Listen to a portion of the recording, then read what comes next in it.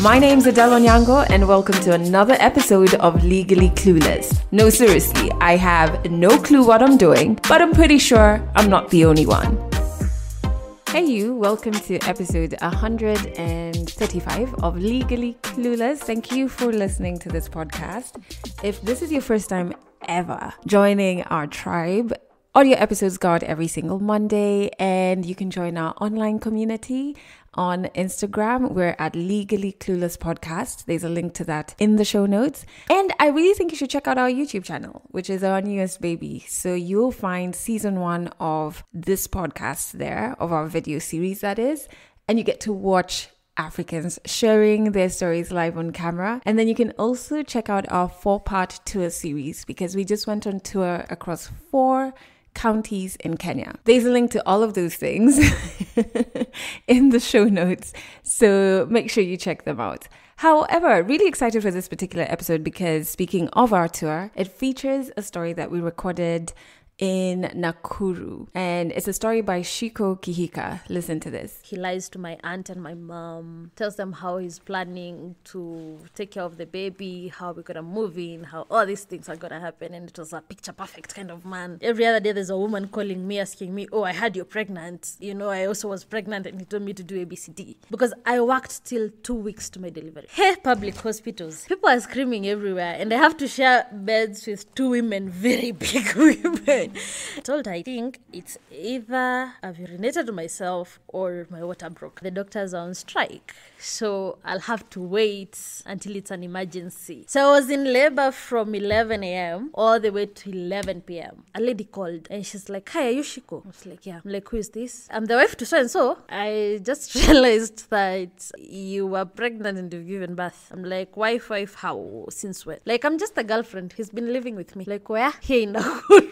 So clearly it's definitely one of those stories that's going to have you gasping in shock in quite a few places, but it's going to be coming up a little later in this episode. So I'm not going to be talking too much because I want to give as much time to Shiko's story, but what I will want you to check out are a group, I believe, a music group that I just stumbled on, and they're from Chad. And I think they're a group because they sing mostly in French. And I think it's either 2 guys, or 2 guys and 2 girls, or 2 guys and 1 girl, or 1 guy and 1 girl. I've tried to figure out what constitutes or who constitutes this group, but it's all in French. And yeah, either way, regardless of how many they are, the music is awesome. So as much as I'll tell you to check out one particular song, I think you should just look them up and see and listen to rather all their songs. So they're called Afrotronics, and I happened to watch them live performing on stage, and it's like one guy who was behind like the DJ decks, and then before you know it, his singing and his vocals are so beautiful. And then before you know it, he's grabbed this guitar and he's like such a master of the guitar. And then there's another guy who is drumming so well, and it's just like so mind-blowing. And then before you know it, there's one girl who comes on stage and she's dancing in a way that it's not a performance. It's almost like she's in tune with the music and almost like interpreting it into dance. And I'm like, wow, this is awesome. And then before you know it, there's another girl who joins her on stage and she's dancing like in the same way, but even better.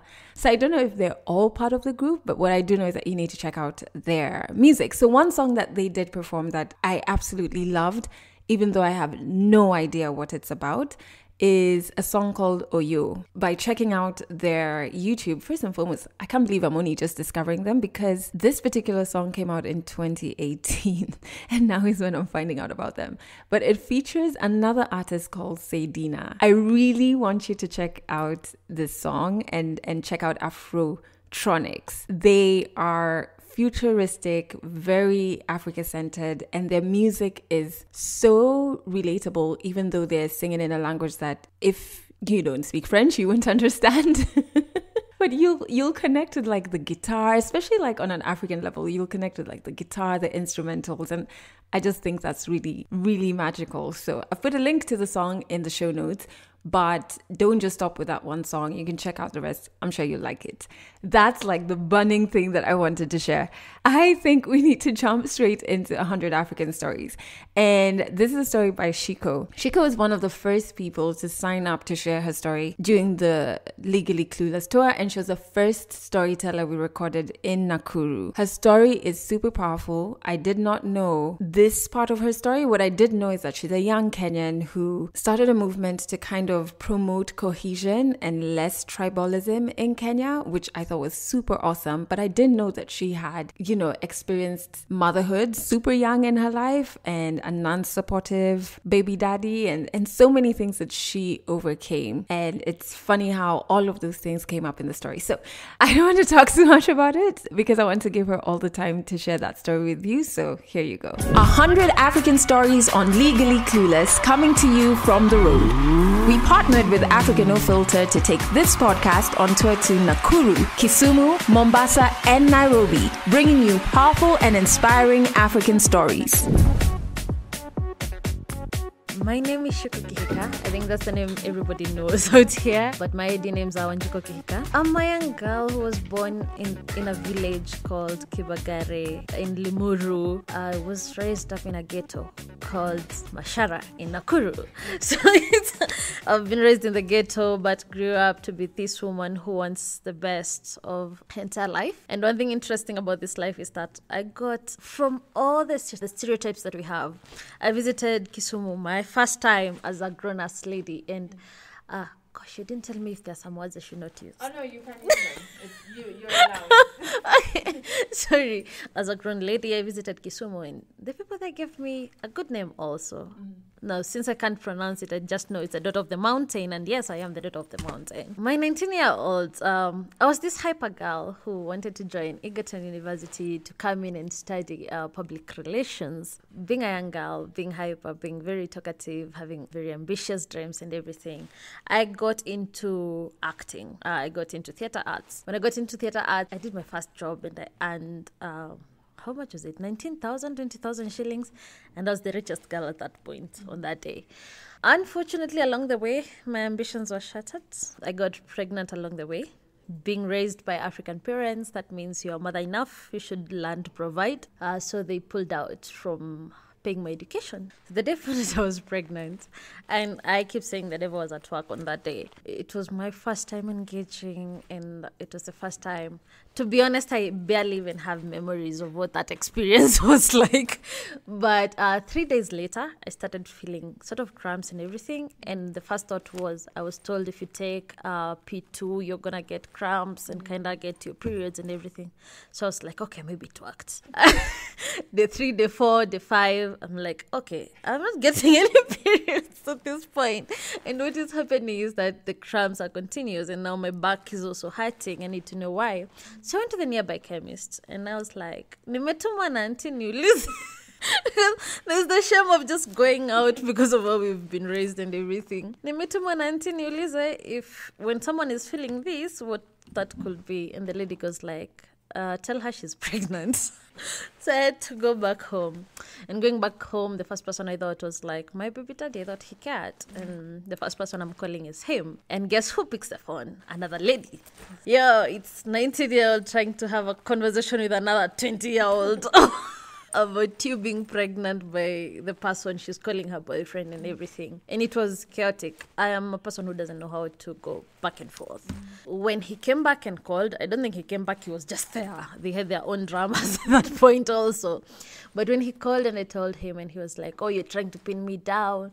I know you've been sleeping around and everything. And I was like, oh, okay, cool. My plan B was to talk to my girls about it. And I didn't know how to pick this conversation with my girls. So what I did is just a random conversation. Hey, can we all test if we're pregnant and see who can be pregnant among us?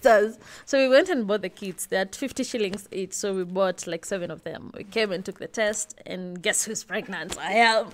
So everybody's looking at me and is like, okay, so how are you telling your mother? How will you do this? And I'm like, I want to get an abortion at this specific point, because how do I pick this conversation with my dad?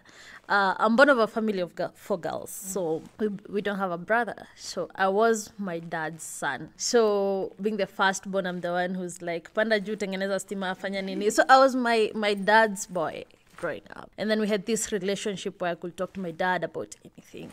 And at this point, I felt like I'm disappointing him. And I knew it would crush him if I told him. So what I was thinking is, now my next step is abortion. And abortion in Kenya is a whole conversation, from the gospel of Johanna to the government and everything. When I thought about it, someone told me, go to Marriage Stops. They will help. And I was like, yeah, I'm going to go there. So I went. When I went there, I was very unsure. I found this young man and I was like, so you're the one who's going to help me.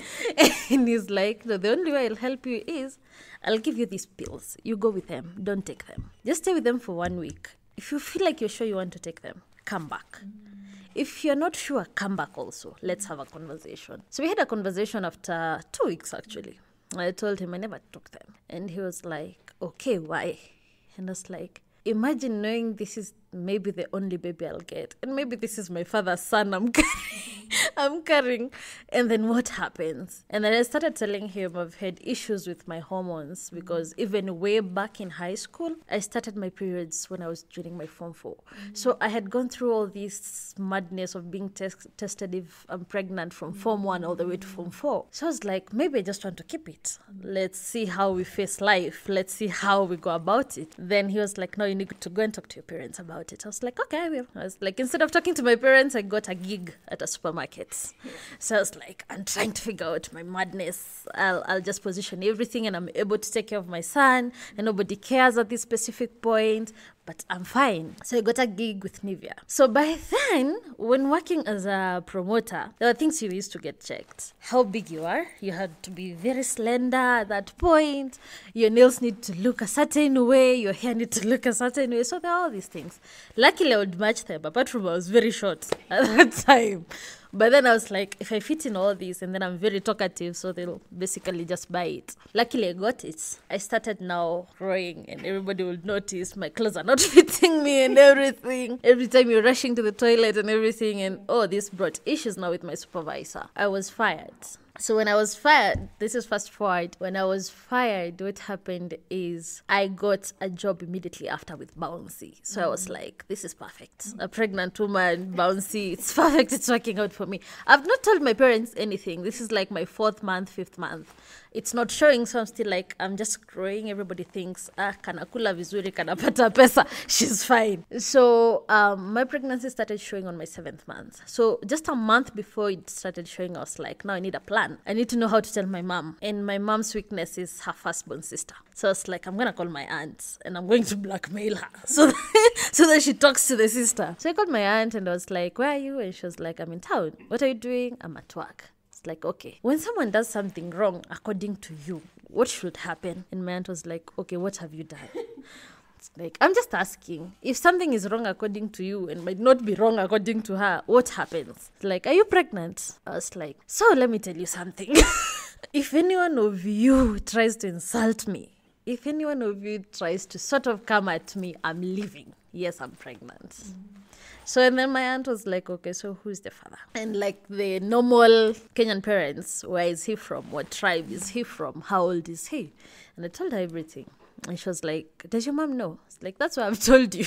Because she doesn't know. And you're the only one who can pick this conversation with her. So she was like, okay, I won't tell her today because I know I'll see her, but I'll try to figure out how to tell her. I told her, sawa, bora tu mimi nisipigiwe kelele na mtu, I am fine. So my aunt saw my mom and couldn't keep it. So she called me and she told me, nimemwona, wacha tu nimwambie. I was like, this is my destiny. And my mom is that woman who you don't negotiate anything with. And then being that she raised me in church, like I never missed camps every single year. I even graduated in church. I used to sing up on Mbele Kanisa, goodness. So, like, she knew she raised me to be this woman, according to her, who is like a righteous woman, you know. So, knowing that even I couldn't just, the bare thought of thinking that you couldn't go for a church camp was death sentence for you. So, now how are you telling this woman that you're pregnant at 19? How? Where do you start this conversation? So, when my aunt told her, I was like, this is done for me. Iyo siku niliamka, I washed the utensils. I cleaned the house.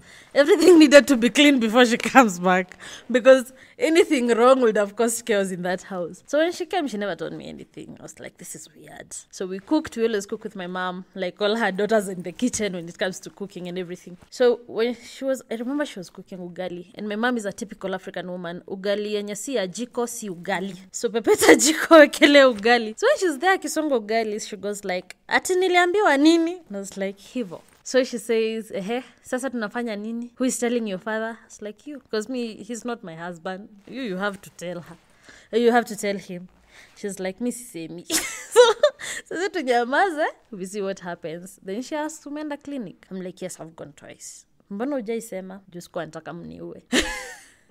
She's like, where do you get money for this? And I was like, say, let's go to work. My money is saved, everything. I've even started buying clothes. They're at my friend's place. And she was like, okay, now, akuna reverse gear. This is it. We are here. So she never talked to my dad. My dad noticed when I was at 8 months. So now I'm big and the time is showing, you can't hide anymore. And my dad goes to my mom and says, msichana wako, ni nini yako na? And my dad being my best friend, this is the last time he ever spoke to me. So you can imagine, like, we're in the same house, but tunapitana kama strangers. So I would say, luckily, when I was turning my 9th month, he was supposed to fly out to Haiti. So for me, it was like, bingo, this is it. I didn't know that he had, like, a card up his sleeves, and he came and said, I'm flying out next month. I need to meet that man. And this is a whole conversation. This is a guy we've not even agreed. He's just there texting you and telling you, I'll take care of my offsprings. I'll do. But you're not sure they'll do, because even clinic, you're alone, you know.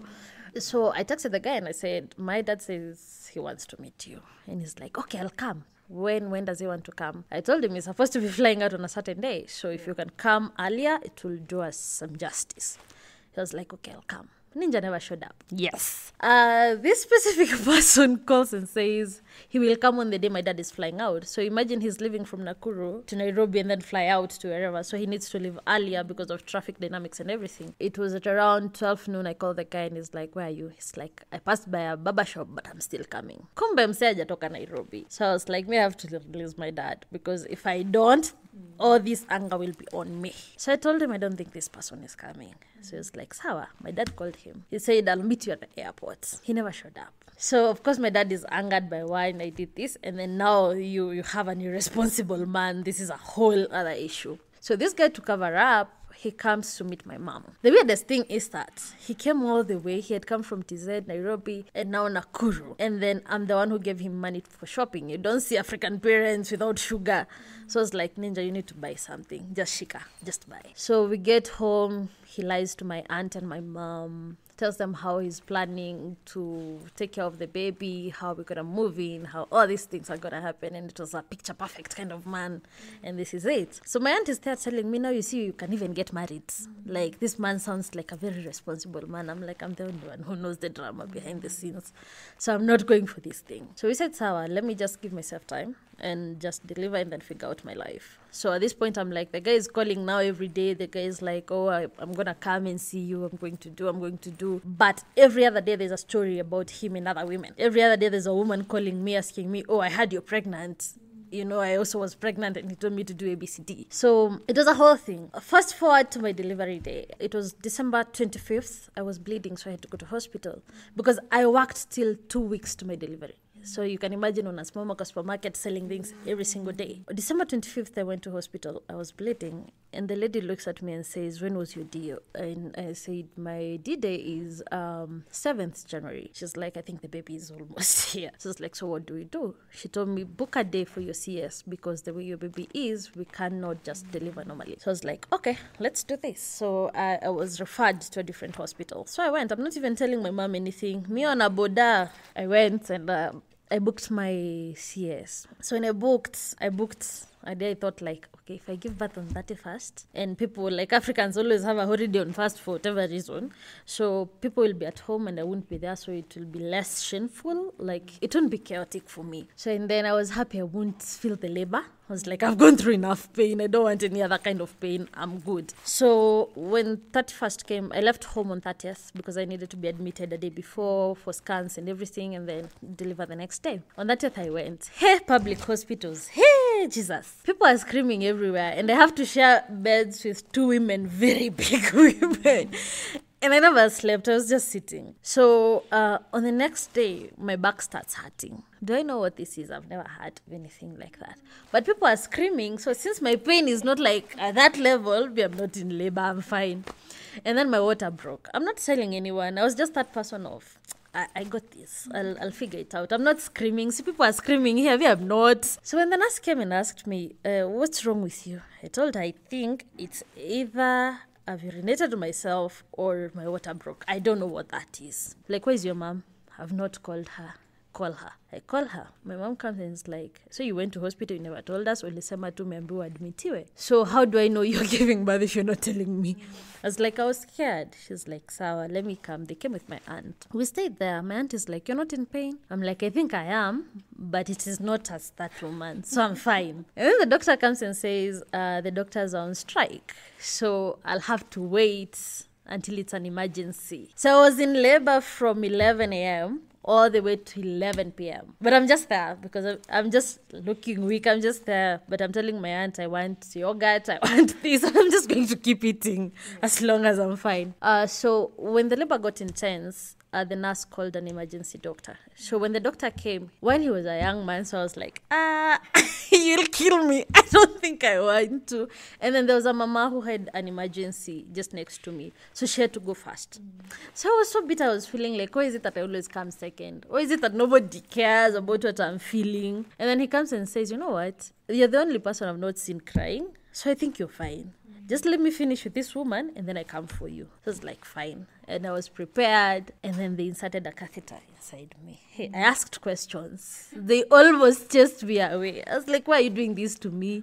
What if you kill my baby with that thing? So I'm naturally a drama queen, I think. But I found very nice nurses. And luckily, my mom knew someone, one of the midwives. So she was with me in the theater. And I remember when they do this epidural thing and they want you to be halfway paralyzed and halfway alive, I was like, this is not me. So I started asking the doctors, so you people, how do you sleep at night cutting people like this? And they had to force me to just like go to sleep. So one thing I remember, which I think that is one of the biggest memory I have of my son, is that I never had him crying. But when I woke up, when the nurses asked me, one thing that I remember is I told them, I only know that thing was a boy. If it's a girl, it's not mine. So I know it was supposed to be a boy. That's what the scan said. I need a boy because this is what will mend my relationship with my father at this point. And it was quite interesting because, yes, my boy was brought at 3.9 kgs. So you can imagine a 50 kg giving birth to a 3.9 kg. So this was a big baby, like a big baby. And then my baby only had one name. So because I knew there were going to be chaos, the father will want the baby named to their side with as much as he's been very responsible. And then there's my father and the culture and everything that comes with it. So I only gave him one name at that point. The weird thing is that the father came at 5 a.m. from nowhere with a group of 10 men and one lady. And these people came carrying flowers. People came carrying flowers. So it was quite weird. And I was like, okay, so you're here. Where are you from? It's like, I just flew in from TZ, which was a lie. It's like, okay, so you've come to see your son? Yeah, with flowers, yes. Diapers. Because I was thinking like, this kid won't use diapers. They come naked. They don't come with their plates like we are told. This thing comes naked, needy from day one, you know. So it's like, so diapers, he says, no, I'm going to get you some shopping. I just needed to first come and see my son and everything. He takes photos with this kid and fills them on Facebook. I don't know. I'm literally still on that bed. I can't move. I can't do anything. And then he left. So the next day he came very early in the morning, and then he came with one of his friends. Again with nothing. So it's like, okay, cool. This is quite interesting. And then on the third day, because I stayed in hospital for 4 days. On the third day, what happened is a lady called very early in the morning and she's like, "Hi, are you Shiko?" I was like, "Yeah." I'm like, "Who is this?" "I'm the wife to so-and-so. I just realized that you were pregnant and you've given birth." I'm like, wife, how? Since when? Like, I'm just a girlfriend. He's been living with me. Like, where? Here in Nakuru. Here in Nakuru. So it was quite weird.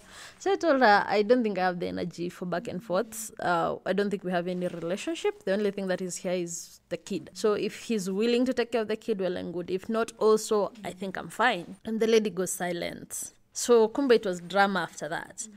So after we left hospital, the ninja came home. I've never seen such an uncultured man. Jesus. He came home the entire week. So he was coming and then, normally the way our mom cooks, sonja, hey, whatever, you're pregnant, you need to take a whole jar of uji. So my mom was cooking a lot, especially in the morning. So he would come, eat lunch, and then leave for a whole entire week. And he never even one day bought socks. Adele socks is 50 shillings. He never bought anything. So on the last day, I remember, because I was really sick, my mom woke me up and I told her, I'm not waking up. Amekuja kufanya nini? And she was like, so what do we do? Ambia muonyeshe mtoto aone mtoto aende. So he never left. So I had to wake up and just say hi and then go back. But when he left, I think, I remember he got to the door and I was like, bro, when you umetoka hivyo, just don't come back. Because you're becoming a whole burden now. He went and he never came back. He went and he never came back. But a month later, I was like, for the first time, I was trolled on Facebook. And for me, it was someone telling the world that ninamnyima mtoto because my parents are able. And then also another lady that they were dating with at that point who started saying, oh, I'm incapable of raising a baby. I don't have a job. I'm still young. I'm sick. That the guy needs to be given the rights to the kids so that they can raise the kid together. It was quite a mess. But luckily, people fought my battles. So that was a good thing at that point. So 7 years, almost 8 years down. Nowhere to be seen. Hey, I tell people, hey, Mungu wangu alalagi kiondo. Jesus, this is it. What happened is me and my dad were not in talking terms for quite a long time, 3 or 4 months, until the baby was born. So when the baby was born, my mom had to force the baby on him. So my mom would wake up early, take the baby, anampeleka kwa kitanda yao, anamlalisha hapo and be like, wacha afanye venye atafanya. So it took a lot of time to mend this relationship and even trust at the end of the day. So I went back to my supermarket gigs. That's when my baby was around 1 year.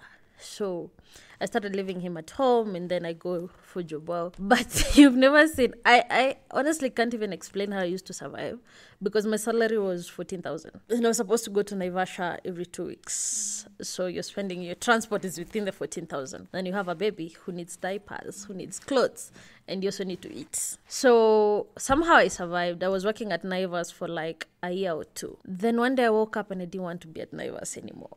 Because I'm that person who, I honestly don't know how to see people being harassed. And I also don't know how to feel like I'm being oppressed and I'm silent. So it never sat well with so many people. So I just one day woke up and I never went to work. And my boss texted me, you never went to work? And I was like, yeah, I never did. And she's like, oh, you need to stay at home until further notice. And I was like, I don't think there's any further notice.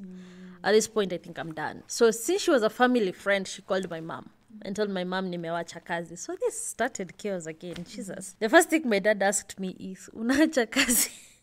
Nauliza mapema unaenda wapi? And I told him I don't know where I'm going. I just don't think I'm meant for that. I don't think that is what I want to do. I'll figure it out as I go. So I had started going, you know the way you have friends who go for these meetings and everything and then they tag you. So I was tagged into 1 or 2 meetings where young people are just discussing local issues, political issues, and then amplifying them online.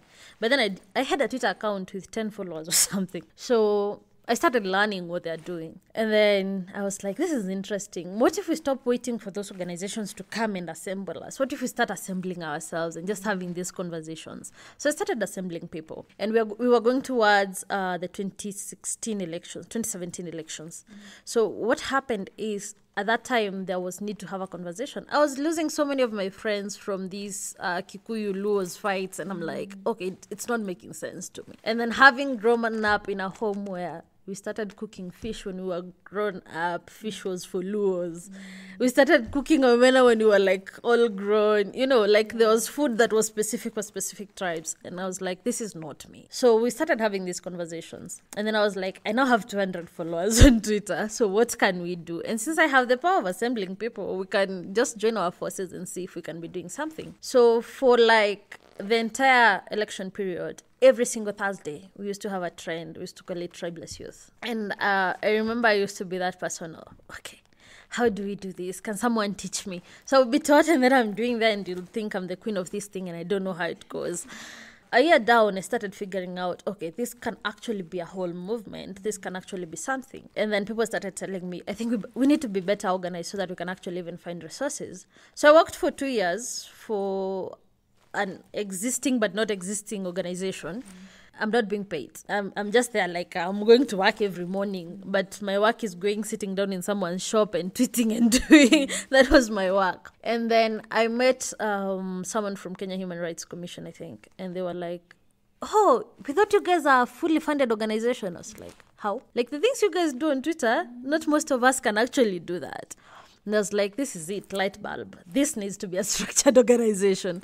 So I started putting things together slowly by slowly. And then this was also a changing moment for my parents because this was the first time they saw their daughter on TV. And when you're on TV, you're your parents' favorites. They are being called by everyone. They saw you on TV. You're the celeb of that house. Nobody can say anything. And my dad started gaining trust. So my dad would even say, oh, I know you're going somewhere. Do you have transport? He never asked that for the longest time. So I was like, okay, I'm getting it back. When I was 23, I did a full-page newspaper feature. And my dad was called by his partners and people, and he's like, bingo, this is it.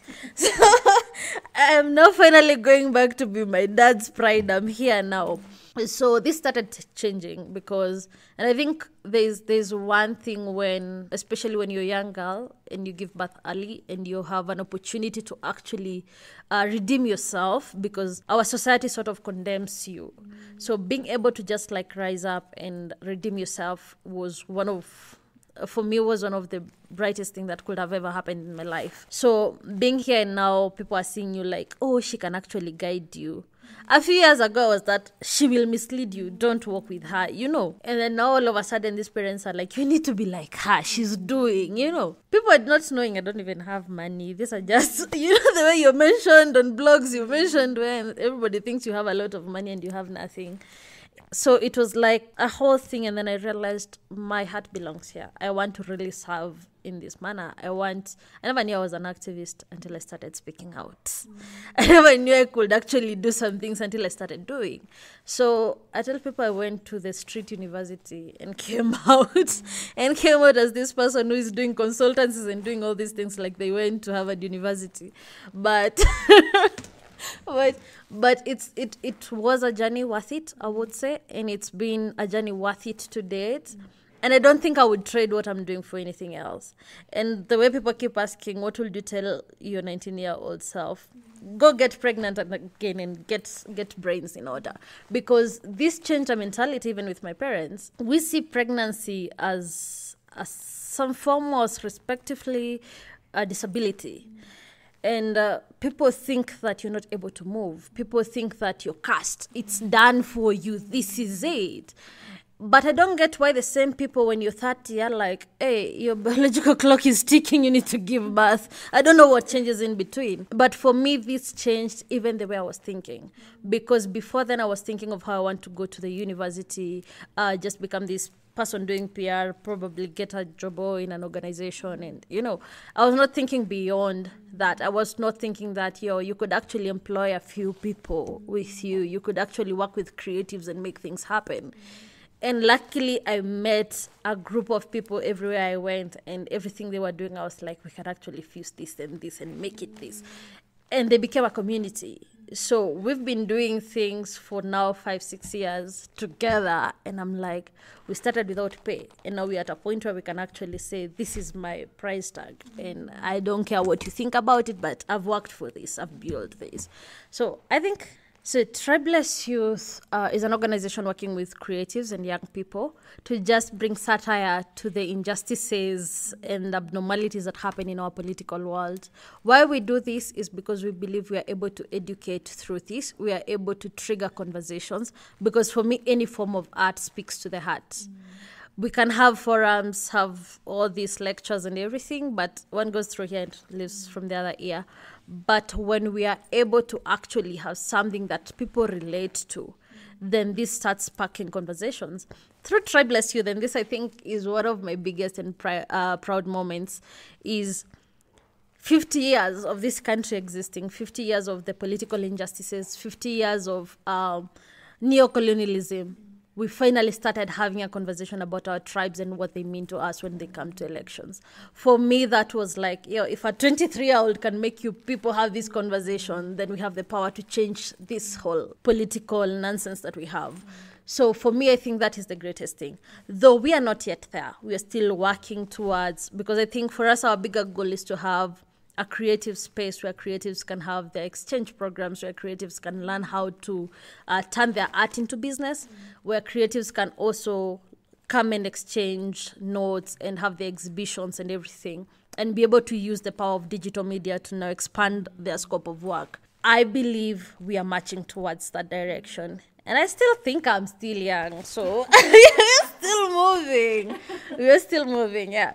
My dad and my son are like brothers. They call each other brother. Like, it's a weird relationship. But I think it also came at the right time where it's built a certain bridge. Because if I take my son for 2 days from my dad, it's like he'll call every day. I even tell him, like, dude, this is it's not a doctor's prescription. He'll call me at 8 in the morning. Has he taken tea? At 12 noon, mumekula nini? And jioni at 6, umeanza kupika. And I'm like, he's mine. He won't die in my hands. But he saw my dad sort of also collect himself back, because he also happened at the time where my dad lost his mom. So when my dad lost his mom, he was not talking to so many people. But this kid was able to make him laugh and come out and talk and, and do these things. So we sort of feel like this was that thing that was meant to happen, to just bring a certain feeling in the house. And of course, we are from the African culture where I have never understood what is the difference between a girl and a boy. But there's this whole narrative about it. And one thing I never said is that my son took 2.5 years before he got full names. So he operated on one name for the longest time until people are able to figure it out. Am I against people working things out with their baby daddies? No. But I'm also pro women understanding their value, and that we don't necessarily need to keep fighting over someone raising your kid for you to feel.